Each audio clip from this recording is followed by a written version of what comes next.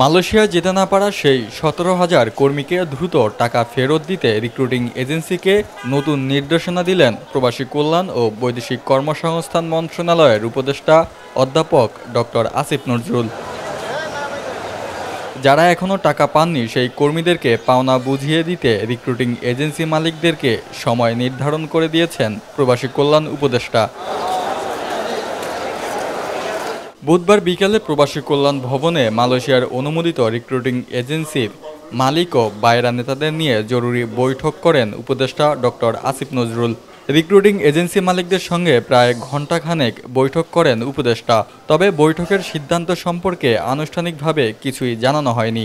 বাইরা নেতারা জানিয়েছেন উপদেষ্টাকে সব ধরনের সহযোগিতা করতে প্রস্তুত রিক্রুটিং এজেন্সি মালিকরা। মালয়েশিয়ার শ্রমবাজার ইস্যুতে উপদেষ্টা যে নির্দেশনা দিয়েছেন তা বাস্তবায়নে আন্তরিক এজেন্সি মালিকরা। বৈঠক সূত্রে জানা গেছে, মালয়েশিয়ার শ্রমবাজার ইস্যুতে খুবই গুরুত্বপূর্ণ কিছু সিদ্ধান্ত হয়েছে। মালয়েশিয়া যারা যেতে পারেনি তাদের মধ্যে মন্ত্রণালয়ে অভিযোগ দেওয়া কর্মীদের সকলের টাকা দ্রুত সময়ের মধ্যে ফেরত দিতে হবে। কর্মীরা যেই রিক্রুটিং এজেন্সির কাছে পাসপোর্ট ও টাকা জমা দিয়েছেন সেই প্রতিষ্ঠানকেই টাকা ফেরত দিতে হবে। আর মালয়েশিয়ার অনুমোদিত সিন্ডিকেটের ১০১টি রিক্রুটিং এজেন্সির কাছে জমাকৃত টাকা ৩ সেপ্টেম্বরের মধ্যে অথরাইজ এজেন্সিকে বুঝিয়ে দিবে। অর্থাৎ সিন্ডিকেটের বাইরে যেসব রিক্রুটিং এজেন্সি মালয়েশিয়া থেকে ভিসা কিনে এনেছে এবং কর্মীরা যেই এজেন্সির মাধ্যমে মালয়েশিয়া যেতে পাসপোর্ট ও টাকা জমা দিয়েছে সেই অথরাইজ এজেন্সিকে পরবর্তী ১০ দিনের মধ্যে কর্মীদের পাওনা বুঝিয়ে দিতে হবে। গেল ৩১ মে মালয়েশিয়া সরকারের বেঁধে দেওয়া সময়ের শেষ দিনে অনেক কর্মী সব প্রক্রিয়া শেষ করেও যেতে পারেননি।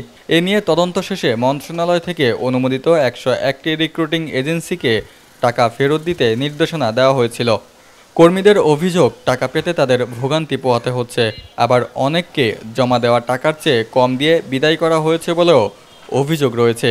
এমন পরিস্থিতিতে আওয়ামী লীগ সরকারের পতনের পর নতুন সরকারের উপদেষ্টা ডক্টর আসিফ নজরুল দায়িত্ব নিয়েই কর্মীদের দ্রুত টাকা ফেরত দেওয়ার এই নির্দেশনা দিলেন।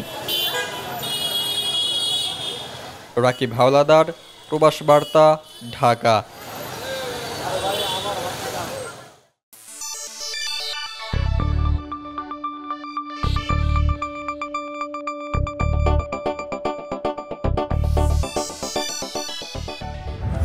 আপনারা দেখছেন প্রবাস বার্তা।